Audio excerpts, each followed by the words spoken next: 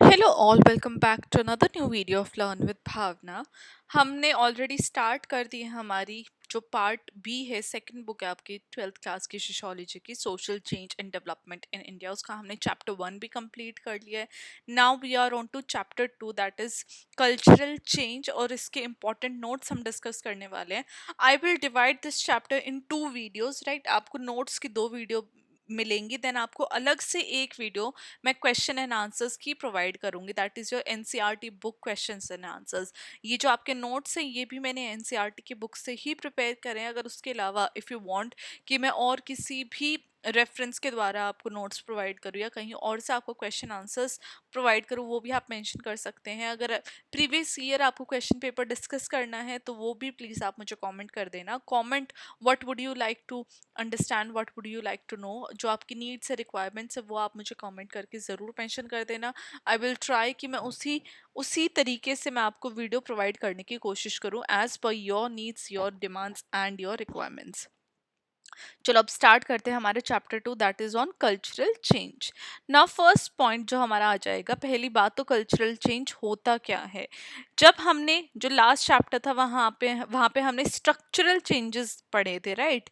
जो सोसाइटी के स्ट्रक्चर के अंदर चेंजेस आ रहे हैं, जो हमें विजिबल हो रहे हैं। तो कॉलोनियलिज्म ने काफ़ी सारे स्ट्रक्चरल चेंजेस लेके आए थे। जैसे इंडस्ट्री सेटअप हो गई थी, उसकी वजह से अर्बनाइजेशन आ गई थी, बिकॉज ऑफ कोर्स अगर इंडस्ट्री सेटअप हो रही हैं तो वो उस प्लेस को टोटली ट्रांसफॉर्म कर देंगी, एंड अर्बनाइजेशन उसका बाय प्रोडक्ट है इंडस्ट्रियलाइजेशन का। ये हमने अपने चैप्टर 1 में समझा। देन ये जितने भी चेंजेस आए, स्ट्रक्चरल चेंजेस जितने भी आए, इंडस्ट्रीज का आना, अर्बनाइजेशन आना, उसकी वजह से हमें कल्चर के अंदर चेंजेस देखने को मिल गए। जो किसी भी जो सोसाइटी की जो वैल्यूज थी, रूल्स रेगुलेशन थे, फैशन, बॉडी लैंग्वेज, लाइफ जीने का तरीका या लाइफ चलाने का तरीका, वो सब हमें चेंज होता हुआ दिखा अलोंग विथ स्ट्रक्चरल चेंजेस। तो ये सब चेंजेस आ जाएंगे हमारे कल्चरल चेंज के अंदर, और वो ही हम इस चैप्टर के अंदर जानेंगे ना। सोशोलॉजिस्ट ने जो सोशल स्ट्रक्चर था उसको डिफाइन किया कि ऑन गोइंग अरेंजमेंट है लोगों की, जहाँ पे जो रिलेशनशिप है वो डिफाइन हो रहे हैं इंस्टीट्यूशन के द्वारा। बट जब हम कल्चर की बात करते हैं तो कल्चर क्या है, एक सोशली जो लोग नॉर्म्स, बिहेवियर पैटर्न ये सब स्टैब्लिश कर देते हैं, तो वो किसी भी सोसाइटी के कल्चर को दर्शाते हैं। किस हिसाब से जो लोगों के रूल्स रेगुलेशन उन्होंने बनाए हैं, क्या उनकी वैल्यूज है, क्या उनका फैशन है, क्या उनकी लैंग्वेज है, क्या उनका लाइफ जीने का तरीका है, तो ये सब सोशली मतलब कि सोसाइटी क्रिएट करती है और ये सब कल्चर के अंदर आ जाते हैं। तो जब हम कल्चरल चेंजेस की बात कर रहे हैं तो हम बात कर रहे हैं ऐसे चेंजेस जो स्ट्रक्चरल चेंज के साथ में हमें देखने को मिले थे। कॉलोनियलिज्म के आने की वजह से ये सब चेंजेस आए हैं, cultural as well as structural changes. Now social reform movements की अगर हम बात करें, जो कि स्टार्ट हो गई थी 19th and early 20th century के अंदर, तो जितने भी रिफॉर्मर्स थे जो सोसाइटी को चेंज करना चाह रहे थे फॉर द बेटरमेंट, और नेशनलिस्ट जितने भी थे, उन्होंने कोशिश की कि वो जो डिस्क्रिमिनेटरी प्रैक्टिसेस हो रही हैं विमेन के अगेंस्ट, लोअर कास्ट के अगेंस्ट, उसको वो हटा सके। उसको हटा नहीं सके तो एटलीस्ट कम कर सके। तो इनका जो फोकस था वो था कि जो सती प्रथा उसको हटाना, चाइल्ड मैरिज खत्म करनी, विडो री मैरिज के ऊपर जो बैन है उसको हटा देना, और कास्ट डिस्क्रिमिनेशन को भी रिमूव कर देना सोसाइटी के अंदर से। तो प्रीवियस मूवमेंट्स भी स्टार्ट हुई थी, जैसे बुद्धिज्म, भक्ति एंड सूफी ट्रेडिशन, जिसने कि इन सब डिस्क्रिमिनेशन को अपोज किया था। इनके अगेंस्ट ये सारी मूवमेंट स्टार्ट हुई थी। अब जितने भी 19th सेंचुरी के अंदर रिफॉर्म मूवमेंट स्टार्ट हुई थी उसमें हमें एक वेस्टर्न लिबरल आइडियाज देखने को मिले, जहाँ पे एक री इंटरप्रिटेशन की बात की गई हमारे ट्रेडिशनल लिटरेचर को। ना मॉडर्न कॉन्टेक्स्ट में अगर हम सोशल रिफॉर्म की बात करते हैं तो जो सोशोलॉजिस्ट हैं सतीश सब्रवाल, उन्होंने आइडेंटिफाई की 3 मॉडल एस्पेक्ट जो कि सोशल चेंज या फिर कल्चरल चेंज के टाइम पे कलोनल इंडिया में देखने को मिले। तो वहाँ पे जो मोड्स थे कम्युनिकेशन के, वो printing press, telegraph, steam ships, railway, इन सब ने न्यू आइडियाज को बहुत तेजी से डिफरेंट सोसाइटीज के अंदर, डिफरेंट कल्चर्स के अंदर स्प्रेड करना स्टार्ट कर दिया। तो ये देखने को मिला। जो ऑर्गेनाइजेशन थी वहाँ पे हमें रिफॉर्म मूवमेंट्स देखने को मिले डिफरेंट ऑर्गेनाइजेशन में, जैसे ब्रह्मो समाज जो कि बंगाल में थी, आर्य समाज पंजाब के अंदर, and all India Muslim ladies conference 1914 के अंदर। तो ये सब मूवमेंट्स ऑर्गेनाइजेशन निकल के आ रही थी। अब जो नेचर ऑफ आइडियाज था वो बात कर रहे थे कि लिबरलिज्म होना चाहिए, फ्रीडम मिलनी चाहिए, वेमेन को राइट मिलना चाहिए, एजुकेशन, और जो डिफरेंट डिफरेंट ट्रेडिशंस थे वो एक तरीके से एमर्ज होते आ रहे थे। ये सब डिबेट्स डिफरेंट टॉपिक्स के ऊपर हमें देखने को मिल रही थी। और प्रिंटेड प्रेस यहाँ पे बहुत बड़ा रोल प्ले कर रही थी, बिकॉज वो हेल्प कर रही थी इन रिफॉर्मिस्ट आइडियाज को स्प्रेड करने में across the country, across the nation. तो जितने भी इंडियन रिफॉर्मर्स थे वो उन्होंने भी ट्रैवल करना स्टार्ट कर दिया within India as well as abroad, ताकि वो अपने आइडियाज़ को एक्सचेंज कर सके, शेयर कर सके ना। यहाँ पे एजुकेशन का क्या रोल देखा गया सोशल रिफॉर्म के अंदर। जब हम एजुकेशन की बात करते हैं तो एजुकेशन अपने आप में एक असेंशियल प्रोग्रेस की तरह आया था, लेकिन जो डिबेट्स थी फीमेल एजुकेशन के ऊपर वो हमें देखने को मिली। ज्योतिबा फुले ने फर्स्ट स्कूल स्टार्ट किया था वुमेन के लिए पुणे के अंदर, और जो डिफरेंट पर्सपेक्टिव थे एजुकेशन के ऊपर वो हमें देखने को मिले। जहाँ पे कुछ रिफॉर्मर्स मानते थे कि जो विमेन है उनको एजुकेटेड होना चाहिए प्री मॉडर्न इंडिया के अंदर, वहीं पे कुछ लोग बोलते थे कि उनको एक जो एजुकेशन है वो सिर्फ प्रिविलेज्ड ग्रुप्स के लिए ही लिमिटेड होनी चाहिए। जो एजुकेशन है वो हर किसी को नहीं मिलनी चाहिए। वहीं पे जितने भी रिफॉर्मर्स थे उनके आइडियाज कंबाइन होके जो मॉडर्न साइंटिफिक आइडिया है उन्होंने अपने ट्रेडिशनल आइडियाज के अंदर उन आइडियाज को, मॉडर्न आइडियाज को ब्लेंड करके, और वो फीमेल एजुकेशन को एक पर्टिकुलर तरीके से प्रमोट करने की बात कर रहे थे। तो यहाँ पे हमें डिफरेंट डिफरेंट पर्सपेक्टिव भी देखने को मिल रहे हैं एजुकेशन के ऊपर भी। तो काफ़ी सारी डिबेट्स भी छड़ी सोशल इवल्स और ट्रेडिशन के ऊपर। अगर हम कल्चरल चेंज के बारे में बात कर रहे हैं तो ये हमारी जो सोसाइटी का इतने बड़े इवल्स हैं और जो ट्रेडिशन है वो सब कल्चर के अंदर ही आता है। तो यहाँ पे सबसे बड़ी जो डिबेट थी वो सती प्रथा के ऊपर थी, जो कि अपोज की गई थी ब्रह्मो समाज के द्वारा। लेकिन जितने भी कंजर्वेटिव ग्रुप थे उन्होंने धर्म सभा अपनी नई सभा बना ली इस सती प्रथा को डिफेंड करने के लिए, कि नहीं सती प्रथा तो अच्छी होती है, ये होती है, वो है। तो अपने डिफेंड करने के लिए उसको एक न्यू सभा निकल के आई जो कि धर्म सभा उन्होंने अपने आप को नाम दिया।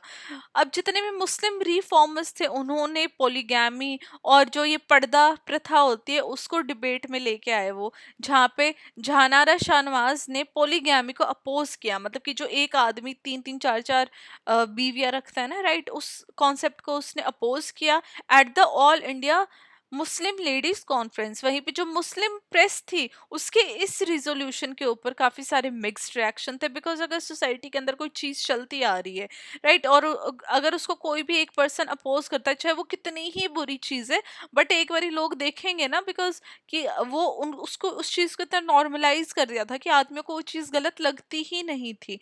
तो ये मिक्स्ड रिएक्शन भी हमें उसी कॉन्टेक्स्ट में देखने को मिल रहे थे ना। अगर हम मिक्स्ड आइडियाज की बात कर रहे हैं सोशल रिफॉर्म के अंदर, तो जितने भी रिफॉर्मर्स थे उन्होंने मॉडर्न और ट्रेडिशनल आर्ग्यूमेंट्स को यूज किया था। जहाँ पे राजा राम मोहन रॉय ने सती प्रथा को अपोज किया, बिकॉज वो ह्यूमैनिटेरियन वैल्यूज जो है विमेन की या फिर एज अ ह्यूमन की भी, और हिंदू स्क्रिप्चर्स की, उसके ऊपर बेस्ड नहीं है। वो जो एज अ ह्यूमन उसको जिंदा जला रहे हैं उस वैल्यूज से वो बिल्कुल हटके है सती प्रथा, and it does not align with our Hindu scriptures. वहीं पे एम जी रानाडे ने जस्टिफाई किया विडो री मैरिज को, जहाँ पे उन्होंने हिंदू टेक्स्ट को यूज किया। सो ही वॉज वो फेवर में थे कि जो विडो रीमैरिज है वो होनी चाहिए, right, M G Ranade. Then यहाँ पे थर्ड एग्जांपल आ गया सर सैयद अहमद खान ने, उन्होंने रैशनल इंटरप्रिटेशन ऑफ इस्लाम को प्रमोट किया, जहाँ पे उन्होंने मॉडर्न साइंसेस को भी यूज करने की बात की ना। फोर्थ है कांडोकुरी वीरेसलिंगम, जिन्होंने यूरोपियन साइंटिस्ट का जो वर्क था उसको ट्रांसलेट किया ताकि एक रैशनल थिंकिंग लोगों के अंदर प्रमोट कर सके। तो जितने भी एजुकेशनल रिफॉर्म्स थे ये सब इंट्रोड्यूस किए गए, जहाँ पे उन्होंने यूरोपियन रेनेसे, रिफॉर्मेशन और एनलाइटमेंट जैसे जितनी भी मूवमेंट्स हुई थी, वहां से उन्होंने जो अपनी थिंकिंग है उसको बहुत ज्यादा एडवांस किया और ह्यूमैनिज्म, सेकुलरिज्म और लिबरलिज्म जैसे कॉन्सेप्ट्स के ऊपर फोकस किया।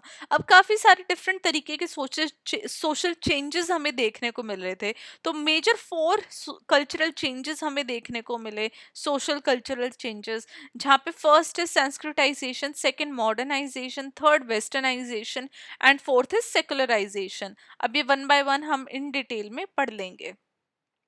राइट, ये वन बाय वन आगे हम पढ़ेंगे। पहले, इससे पहले मैं आपको इन शॉर्ट में बता देती हूँ, फिर जो नेक्स्ट इनकी डिटेल वो हम next part of the video में जानेंगे।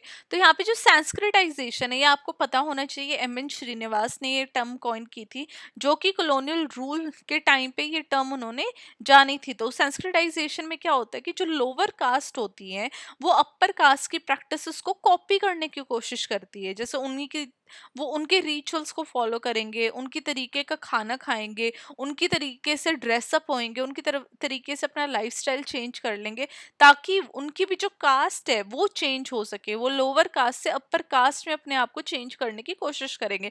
फॉर एग्जाम्पल, चलो एक एग्जाम्पल ले लेते हैं। फॉर एग्जाम्पल, एक क्षत्रिय है और that person wants to go into a Brahmin caste, right? उसको ब्राह्मण होना है, because of course Brahmin is the top most, अगर हम कास्ट वाइज देखते हैं तो यहाँ पे वो क्या करेंगे, वो भी लुंगी पहनने लग जाएंगे।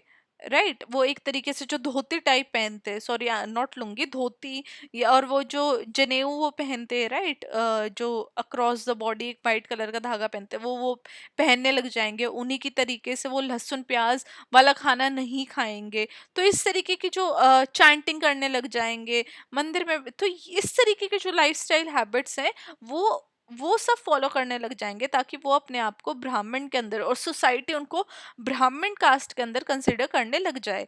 वहीं पे सेकंड कॉन्सेप्ट इज मॉडर्नाइजेशन। अब मॉडर्नाइजेशन के अंदर क्या है, हमें न्यू इंस्टीट्यूशन, टेक्नोलॉजी, आइडियाज देखने को मिल रहे हैं, एजुकेशन आ गई है, इकोनॉमिक रिफॉर्म्स आ गए, इंडस्ट्रियलाइजेशन आ गई है, जो कि की रोल यहाँ पे मॉडर्नाइजेशन में प्ले करती है।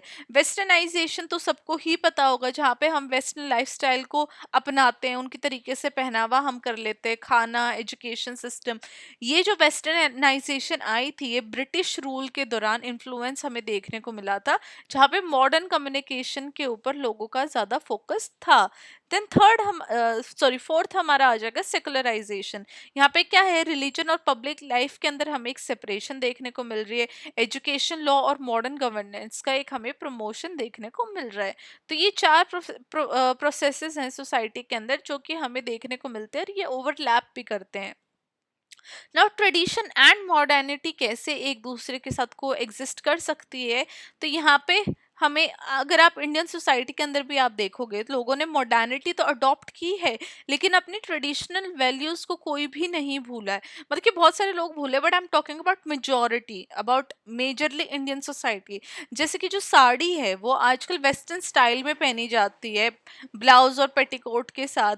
वहीं पे English educated Indian western democracy को एडवोकेट करे, लेकिन वो इंडियन ट्रेडिशन को भी फॉलो करते हैं। तो मॉडर्नाइजेशन इंडिया के अंदर एक ट्रेडिशन को एक डिफरेंट तरीके से इंटरप्रेट करने की बात कर रही है, ना कि उनको सिर्फ भूल जाने की बात, राइट? क्योंकि कुछ हमारी ट्रेडिशन ऐसे भी है जो प्रॉपर तरीके से नहीं है, या फिर जो एक डिस्क्रिमिनेशन लेके आ रहे हैं on different levels, on different basis. तो एक मॉडर्नाइजेशन के साथ अपने ट्रेडिशंस को लेके चलना एंड एक बेटर ट्रेडिशंस क्रिएट करना is also a great thing. तो ये हमारा चैप्टर 2 था कल्चरल चेंज का, जो कि हमने अभी हाफ चैप्टर कंप्लीट कर लिया है। बाकी का half we will continue in the next video. Till then study well, study hard, keep on studying, और चैनल को सब्सक्राइब कर दीजिए, अपने फ्रेंड्स के साथ वीडियो को शेयर कर दीजिए। अगर आपको कुछ भी समझ में, अगर आपकी थोड़ी बहुत भी अंडरस्टैंडिंग डेवलप हुई है, तो please keep on supporting my channel. I will see you very very soon with part 2 of chapter 2. All the very best for your boards.